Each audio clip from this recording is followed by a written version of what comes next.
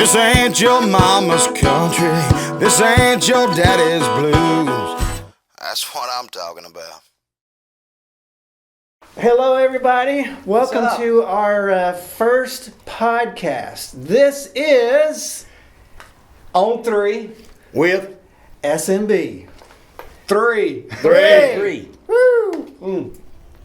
Cheers. I'll just take an extra one. Oh, that's good stuff. Guys, we're here today with Mark Lyle. I consider Mark to be West Georgia's biggest secret. He is a great guitarist. He's also a great songwriter, and he has a wonderful studio called Southside Tracks, where he helps new and up-and-coming artists with their original music, and that's what it's all about. But more than that, Mark is a wonderful guy. He's a good husband and good father. And tell us about the first CD, Mark. Yeah. This CD was started way back in 2004, but the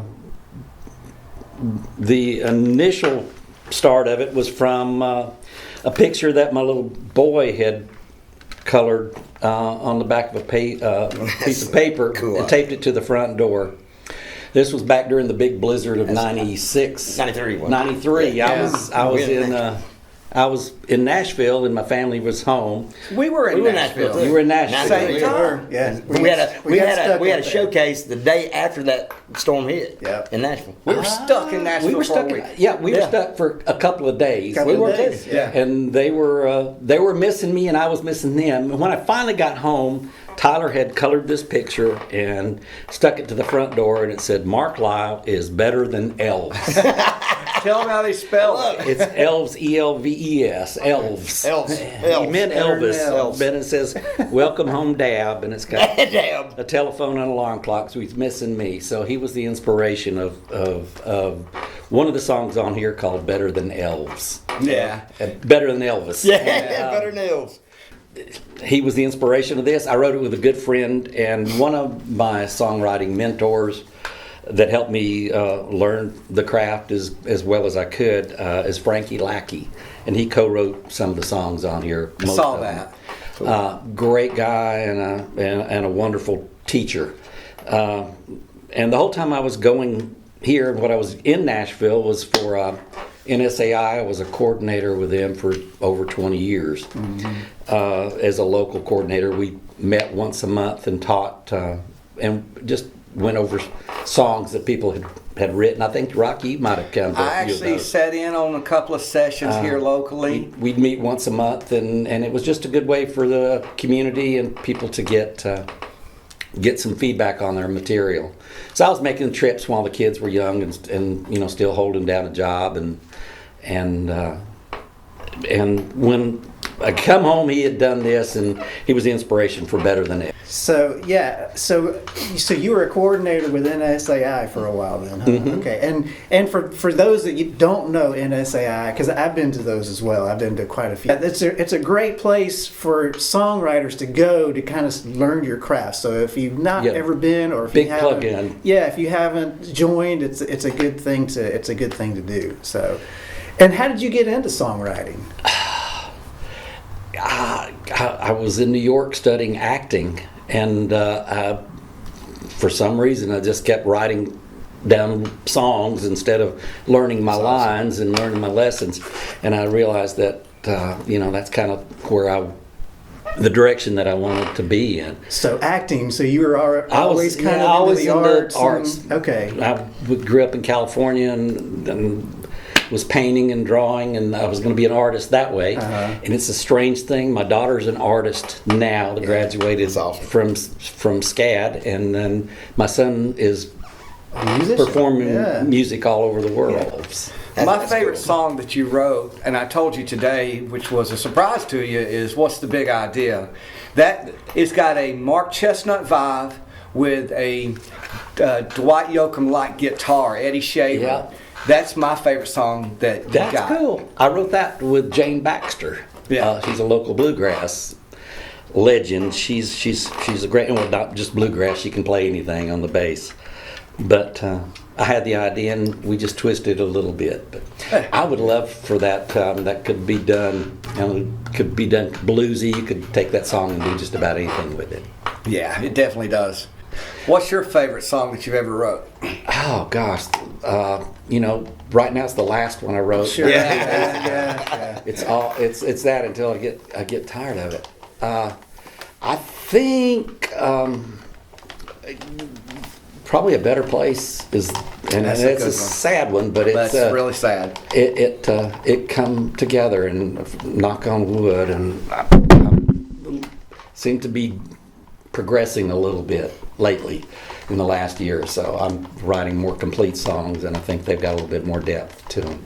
The first time I wrote a song, it was terrible, and the last time I wrote a song, it was terrible. You just got to keep on writing. It's in between. Yeah, But that's got 3 good ones in the Yeah, thousand. if I could sell some half songs, I'm a got some rich half man. songs? I got a whole drawer full of half Half songs. songs? Yeah, maybe a That's- line, a couple of paragraphs.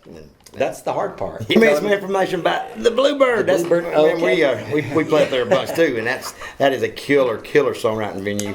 Back when I was writing and during this phase, and before COVID, I guess, we would play 2 or 3 times a year at on the Sunday night sessions. Yeah. Great venue, and Yeah. and NSA finally took it over, I think. So I haven't played it lately, but I need to get back at it. I know our first time at the Bluebird, I was nervous. Can you tell me about your first time? First time, I kind of snuck in on the tail feathers of Frankie Lackey, who was playing there. Yeah. So Frankie Lackey, back then it was a little easier to get in. It's getting a little Yeah, harder. it is. Harder now. He would perform, and he would bring me up and play a couple songs with him that we co-wrote together, and from that I got enough clout to start playing my own. But I would, leave my family, go up Sunday morning and drive to Nashville and play my 3 songs, and then if I could afford it, I'd stay in a hotel and drive back the next day. Yeah. Most of the time we would barrel head it back, and but it was a great experience. Weird stepping on that stage, ain't it, when you realize everybody that's been there. Just so teeny and Yeah, so but the I don't know what the aura that's there, man. It just makes it. It's just great. everything is incredible about that place. Yeah. You studied guitar in college. Studied classical guitar with Lester Bass, and was going to be a classical guitarist.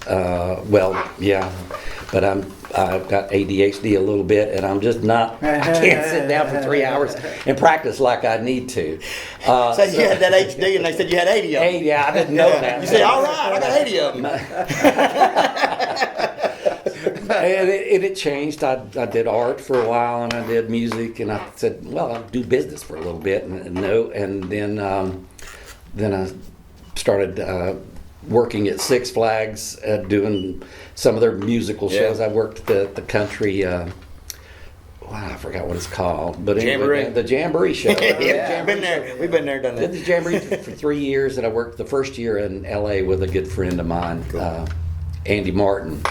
He was he knew the choreographer, and she wanted him to come to L.A. and said, "Well, have you got a place? You got something for my buddy Mark to do?" And he said, "Yeah." So I went to L.A. and auditioned and got the role as a part-time clown on a little cabaret show that they were doing. There was no Hey, you acting. got your job, Rocky. You took Rocky's job. It was You didn't so have to funny. act for that. I was a substitute, to have to get the timeline here. So you were born in Guam. So I've heard you say you lived in California. He's Guamese. You studied in Guamese. New York. So like, I was born in Guam. Born in Guam, and my dad was in the military. We Okay. moved a little bit. Second grade was in Amarillo, Texas. We did a little time in Fort Walton, but most of my early life was in California, Riverside, California. Yeah. And then when my father retired, he came back to Carrollton okay. and started a mobile home business, selling mobile homes door to door out of a suitcase. And my play made him tired carrying him. Yeah. He would, but anyways, he Look did that, and I did that as well for the whole time. That was my bread and butter. So was he from here then? So My Carrollton? father, my father okay, and my so- mother were both here, Gotcha. and they traveled. I mean, they were. So your musical influence. Besides Rocky, who was your musical influence? early on, what really turned me on to wanting to play it was Mac McAnally. Oh yeah, Okay. that's a good one. His first album, I picked it up and I played it and figured it out. I learned a good portion of it, and I just love the way he told stories but that was He joined that up was with big Buffett, thing. didn't he? There for a Yeah, while? he's still doing. Yeah, he's still doing the his Buffett thing. Yeah. You got a song about I got a song that Yes, a I tribute. like I'm trying to get it to Mac. If there's anybody out there that knows McAnally, I would love to get him a song. Why don't we get drunk and cry? We'll do it. Why don't we get drunk and cry? Hey, on three. On three. The name of his song is called "Why Don't We Get Drunk and Cry." That's a play on Jimmy Buffett's song "Why Don't We Get Drunk and Screw." Which was the favorite college song Well, yeah, it when I was. was coming up. That's That and Cheeseburger in Paradise. I wanted to talk to you about first times and a lot of stuff, and it's a family channel, so you need to be careful. Okay, yes. Got it. But first time we met was at the Lowell Opry. yeah. And you were playing with George that night, and you still play with George. Still play with George Britt. God, I think that's about 20 years maybe we've been going on. Yeah, George was looking for a place where we wouldn't have to, play and get home at 12 or 1 or 2 and Yeah. smell like cigarettes and beer. And he had a little hangar that he kept a small airplane in that he made, and he found another place for that, and we built a stage, and it's seat about 200 people, and we did a show once a month, and It was kept awesome. that going It was for awesome. every year. We had Sons and Britches there, that was and awesome, though. a lot of local. We did a lot of songwriter Sessions showcases there, and had a lot of fun. Cool venue. I mean, the way it's set up, the whole 9 yards. It was really nice. It's like you're on the front porch. Yeah. What's your favorite song that you've ever wrote? Oh gosh, right now it's the last one I wrote. Sure. Yeah. It's that until I get tired of it. I think probably A Better Place is, and That's a it's good a one. sad one, but it's That's really sad. it come together, and knock on wood, and I seem to be progressing a little bit lately in the last year or so. I'm writing more complete songs, and I think they've got a little bit more depth to But that's the whole idea too, is to be better. I mean, Yeah. to feel like Oh, yeah. now that you're better than you Yeah. were a year ago or 20 years 20 ago. years ago, yeah. It's. I think that's always a thing of growing and you never stop. And that's as the a kind of the writer. cool thing about songwriting is you can take it with you Yeah. till you're gone. you Yeah. know? Yeah. And that I enjoy it. I love it.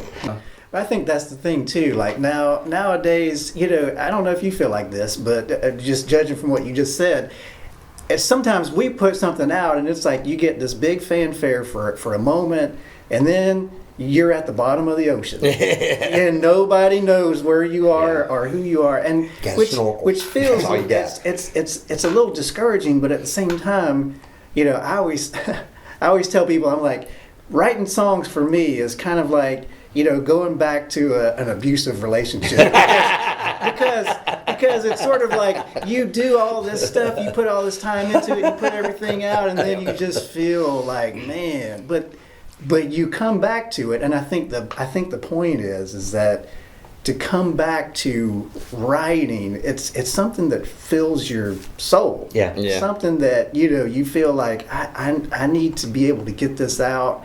I mean, I think about it now. I mean, we're at the age now where I start thinking about legacies, and I'm like, people are going to know who I am through some of this stuff. Right. They're going to know, that's who that. You know what I mean? When you get in your 30s, you kind of start. you reevaluate start thinking stuff. about legacies. Yeah. At least I do. Isn't it about time? On through. Cheers. Cheers, SNB. There you go. Cheers. Woo.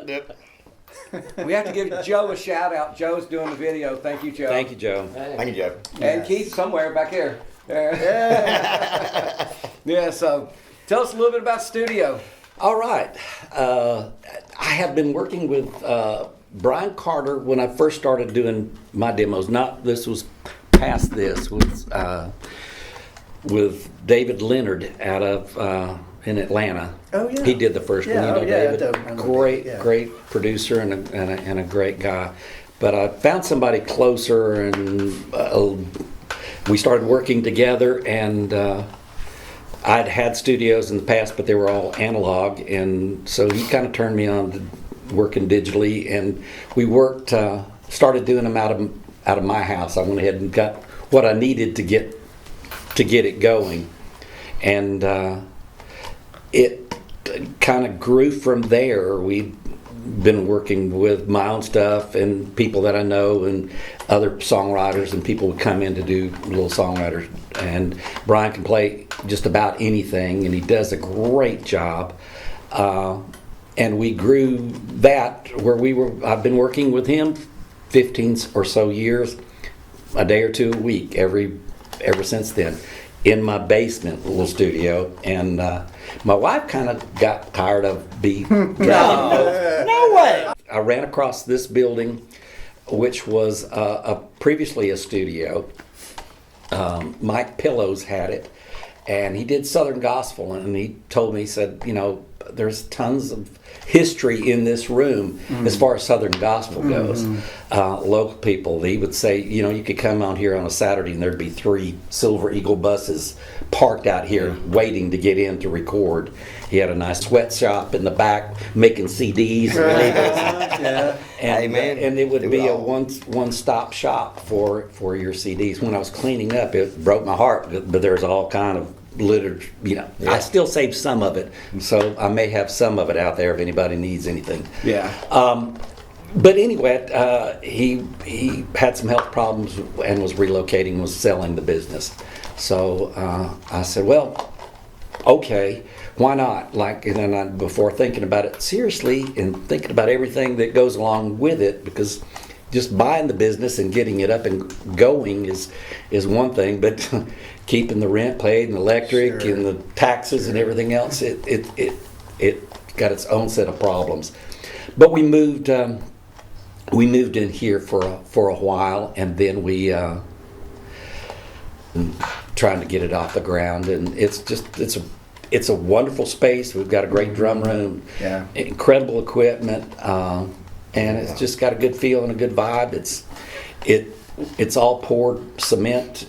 It was Like a good bomb shelter. It was a bomb shelter. Rocky's already got first dibs when the tornado comes. Get out of your trailer. You got a long drive, though. You better get your weather down real good. You got a little drive to get over here. But it's perfect for a studio, and we have really, really enjoyed it and worked with some incredible people. I've heard some like stuff out this. of here, and I've been really impressed with it.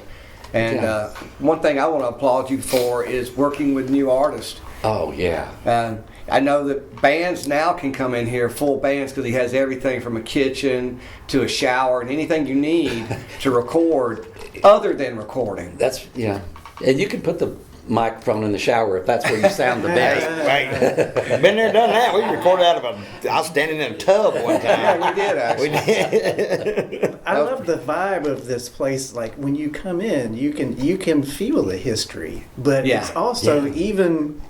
I was thinking about it as we're coming down the street, and it's unassuming. Yeah. But it's the same way if you think about Fame in Muscle Shoals. Right. Yeah. Capricorn is the same way. They were like, we didn't want people to know that we were doing music in here, but it's so unassuming on the outside. But then you come in and you feel this warm. Welcome, and then you see all the gear. It's just, it's like we came in. It was like, I think I'm taking a vacation. Yeah, I'm just staying right here, no doubt, in the bomb shelter. Yeah.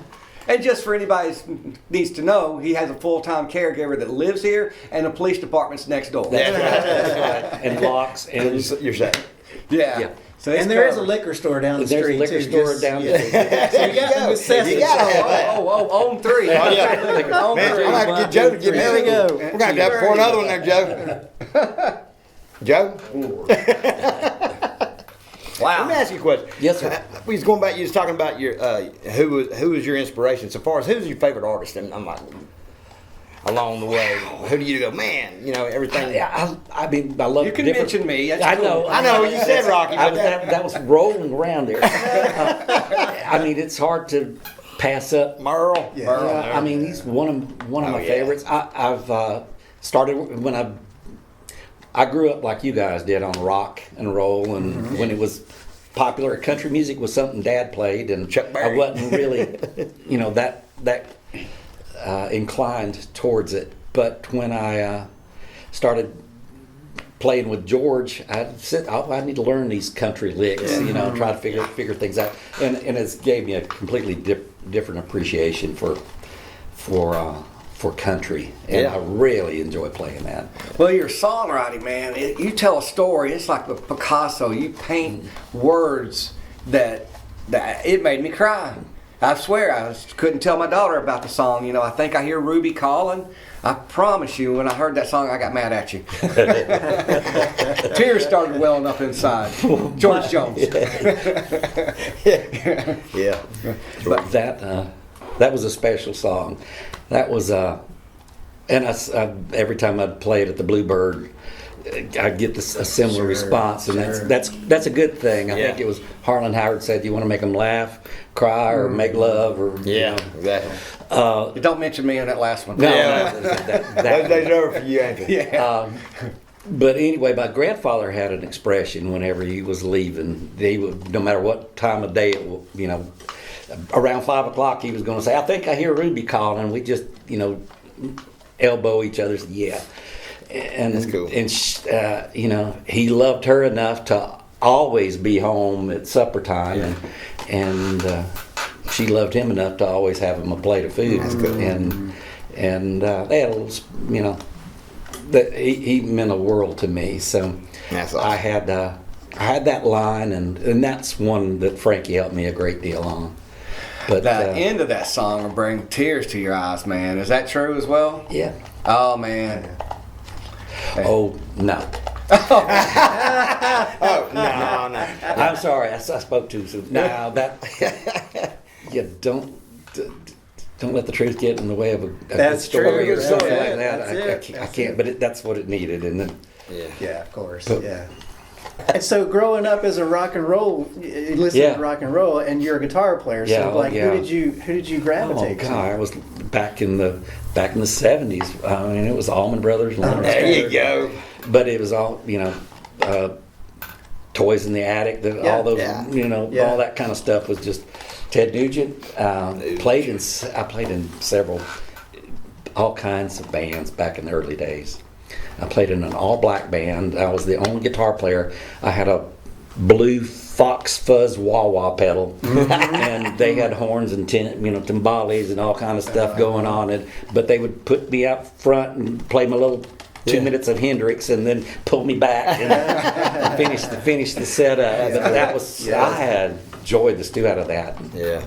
And I played jazz guitar in college, and That's played awesome. with some really, really fine people, but I wasn't very good at it. I wish I would. Some good musicians play jazz. Great. I'm not that good. Yeah, that's- I tell everybody I know all their dirty secrets, so they got to keep me around. And you're still here, ain't you? Yeah. Okay. So were you primarily a guitar player first, and then you got into songwriting, or did they both sort of come together, or how did I was that? kind of doing them both at the Okay. same time. Okay. Back in, Yeah. a little heartbreak or something, and you're going to write about it. Sure, yeah. What was your first guitar? Electric guitar. The first, God, I think you Man, oh, man. Stumper. this hurts. It's already going to hurt for me. It hurts for me because I let it go. Oh. My dad was in the military in the 70s, and he loved country music back then. They would go see Merle Haggard play in these little clubs, and they would see different people. But he had a good friend of his, and he had a twin reverb, a black-faced twin reverb, 65, and about a 65 Stratocaster. And he gave that. Dad wound up with it. I don't know, he needed money or something. Dad bought it, and I started taking lessons on that one, and it got a scratch in it. and you can't keep a 65 Strat when it's got a scratch. Right. So Yeah. I had a friend that had a Martin Classical that he wanted to trade me for it. So we traded, and I lost a $30,000 guitar for a Martin Classical. I can kick myself. Martin's good guitar. Yeah, not that, but Not that good. But back then, that was in the early '70s. So 65 Yeah. Stratocaster's Right. not worth. You Right. don't know what you got. I've Yeah. let so many great guitars slip through my fingers, but Yeah. yeah, I had a good Stratocaster. Good place to start. That's for sure. Yeah, that's a good start. Man. That it is. Yeah. So, So what's your favorite guitar to play now?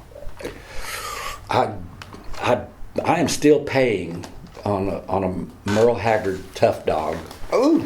that my friends at Sweetwater gave me a decent price on and let me pay for it for 3 years with no interest. So that's a decent price. Y'all have paid on it for 3 years. 3 years, I'm still paying on it, but God, Yeah, I bet.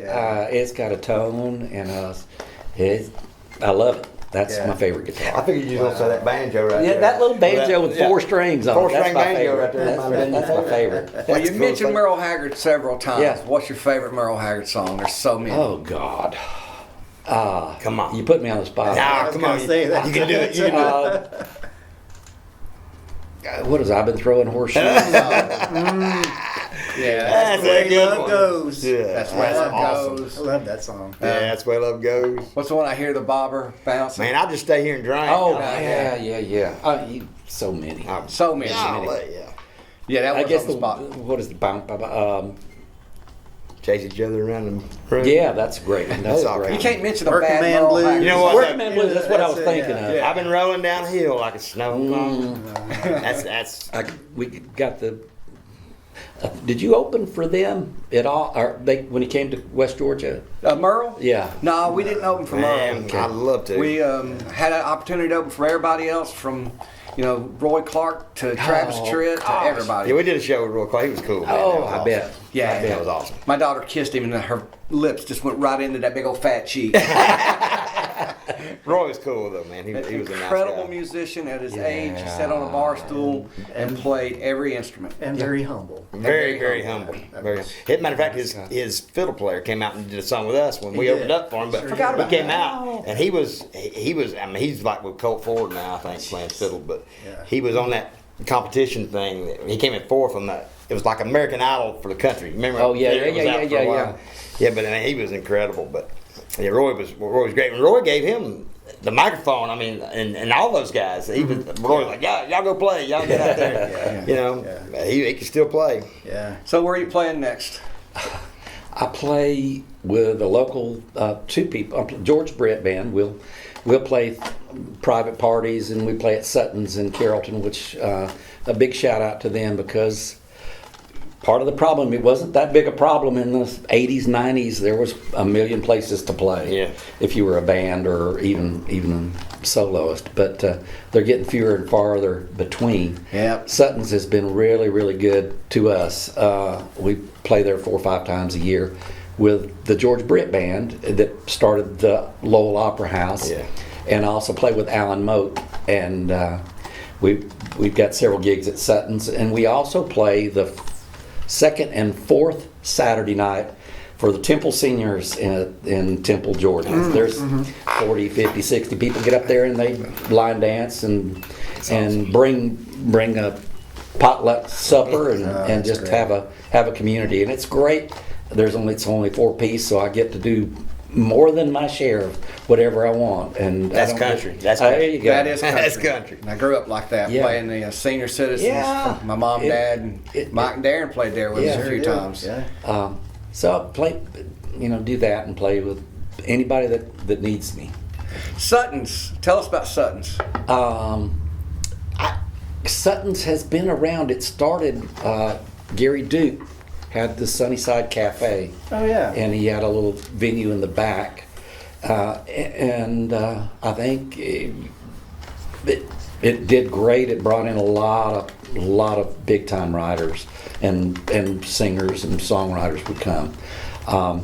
But it had its time, and I think when it closed, Sutton's is trying to keep the thing alive. And it's just a great little bar restaurant. You can go in there and get some great food. Anybody that's starting out, they have an open mic on Wednesdays and Thursdays. A lot of the local people, and that's so important, just to get out and play. Get out and do it, and get the nerves out before you have to really do it. Wednesdays and Thursday nights, you can get up there and put your name on the list and get up and sing a couple songs, and they enjoy that. And then on I think Friday and Saturday night they'll bring in bands or bigger. We should do a songwriters night there. We did it there. We did. I did one there. Did we do it there? We did. You did one with me in Irish Bread Pub in Douglas. We did that. We did the pub. Did one at the Crafty Rabbit. Me and George Britt and David Steen played at the Crafty Rabbit. Crafty Rabbit. Yeah. Give some love to all the local writers that you've wrote with over the years. Oh, geez. George Britt, David Steen, Frankie Lackey, Jane Baxter, several of them, and Chris Yeomans. Yep. There's a lot. Some great writers, and there's some really good ones coming along. John McDuffie is just starting out, and I'm just seeing myself in him. Although we're, closer in age maybe than I was when I started. But some great guy. Valerie. John's pushing it. Yeah. Valerie he also recorded here too. He's coming back. He's a good guy. Yeah. Very good guy. Valerie Quick has started playing with Sutton's. We've done some some gospel, and we've got some country bands. I hope David Steed and the Steed Brothers. I'm hoping to get them in soon. David played mandolin on one of the last little videos that I did and songs. But that's cool, man. Yeah, yeah. So are you playing mostly original music or covers? Or, no, okay. I'm just I love when I play with George. We've got 30 songs that we play, or we probably play 100 or so, but we usually play about 30 to 50 songs in rotation. When I play with Alan, he knows 1,000 songs. Sure. And it's this one's in G. Kick it off, Mark. Yeah. Okay. I've never heard of this song. Alan, how's it go? Just hum a little. Give me something. So that's what I love. You're thrown into the fire, and sometimes sometimes it works, and sometimes it don't. Oh man! But it keeps you on your toes. Yeah, you're thinking out. That's sometimes it gets you. You need to write a song called Sometimes. It gets you. Sometimes we I just need to hang around you, Rocky. You come up with more titles. Man, trust me, that's not gonna last. It's the easiest part of the song, right? I mean, here's the keys. Write it. That's right, and that's usually what he says. Okay, now you write it. Yeah, I got an idea, Mike. Write it. We have a saying, my lawyer will be in touch. I just want my 50%. Well, he was gonna get you. He's got his percentages before. I remember when you was downstairs sick one night. We were out riding. We were out in the mountains, and Rocky was feeling under the weather or something. We were up there just beating our heads up, writing this song. It was like 3 or 4 of us up there or something. Yeah. Rocky, we needed a word. It was like this one word. Right. And Rocky comes upstairs to go to the bathroom or something, and he screams out this one word. And I said, man, that's it. That was when he said, that's when he started that. My lawyer will be in touch with you. I was so sick. We had played, where was that place? That was a Mama's Country Showcase. Mama Country Showcase. And we left there, and I ate something that literally killed me. He ate something that literally. That was Wild Bill's. Wild Bill. You're right. Well, it was Mama's Country Showcase before time. Yeah, he said he ate something. And we drove straight and wrote for a weekend. Wow. Yeah, that was a weekend of jalapenos. There you go. Yes. That was so funny though. When he screamed it out, going to the bathroom. It was like, it was a phrase. It was a phrase. It was perfect. Well, that's been the thing for us. I mean, when you go out and you get gigs, nobody really wants to hire you if you're doing just all original songs. Yeah, no. And it's a tough. It's a tough road to, so we don't get as many gigs. Yeah. I mean, and it's been one of those things where we hold to it as much as we can. Yeah. But of course, you get those where you have to go in and you have to, play another Bad Company Right, song, and right. I know. which I love all those Yeah. songs. But being able to, so that's what I do love about places like the Bluebird. Yeah. Any place where you can go in and play your own music, and not only play it, but people are actually really listening. Listen Right. to it. And appreciating it. I mean, I think that's Yeah. that as an artist, and that's always the thing I go back to now, because I used to just think of myself as a musician. Now I think of myself as an artist, and I think that's the connection that you want to have is that connection with the audience, connection with somebody, connection with even just somebody listening and going, wow, I relate to that. Yeah. I have a grandfather that had a Ruby. Yeah. Yeah. And my son does, because I connected with the better than Elvis so much, because sometimes you just feel like you're beating your head up against the wall with songwriting, and it's like I keep doing this, but you come back home and your kids are like, yeah, but they love me. Yeah. I mean, they love me. They think I'm better than Elvis. Yeah, better than Elvis.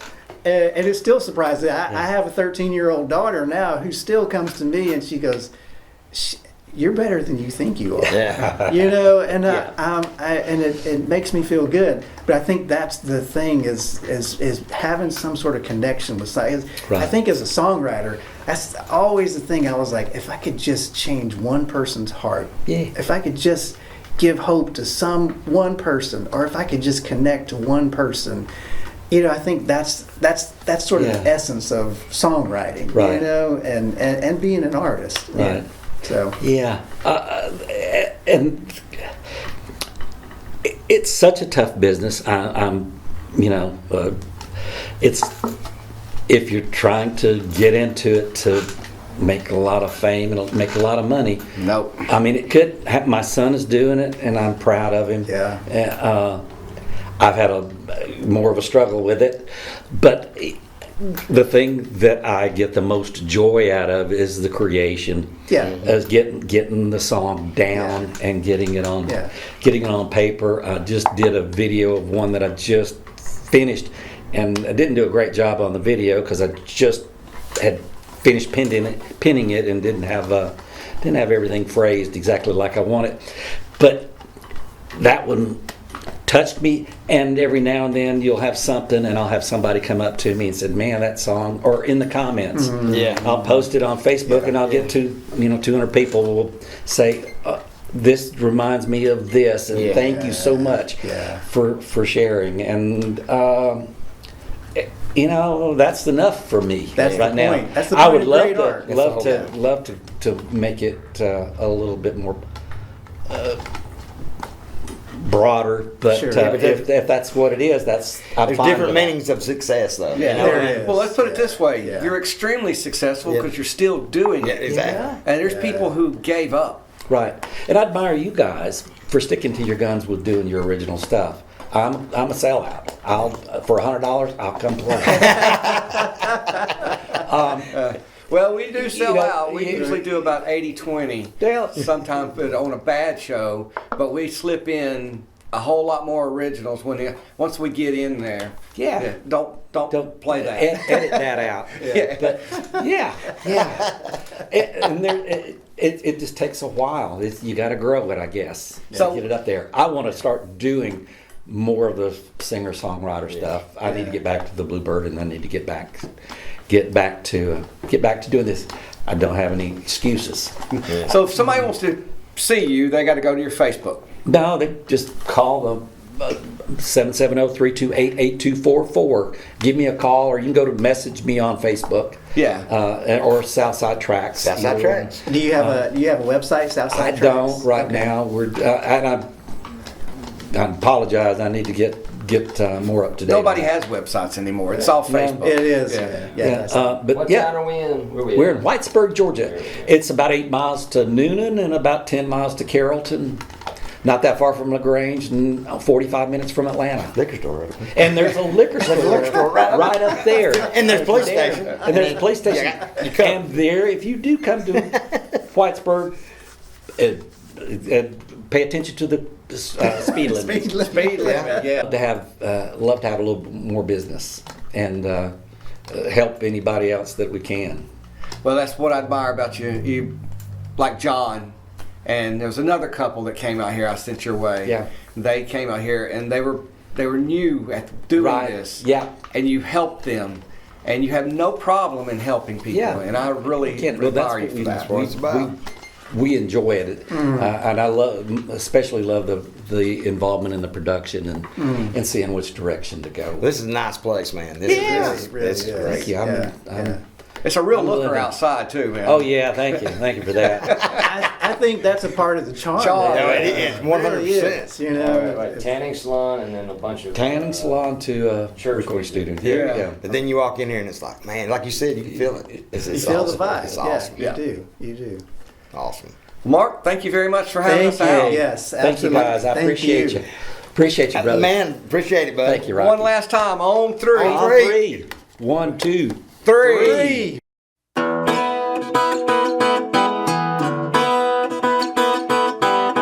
This ain't your mama's country. This ain't your daddy's blues. That's what I'm talking about.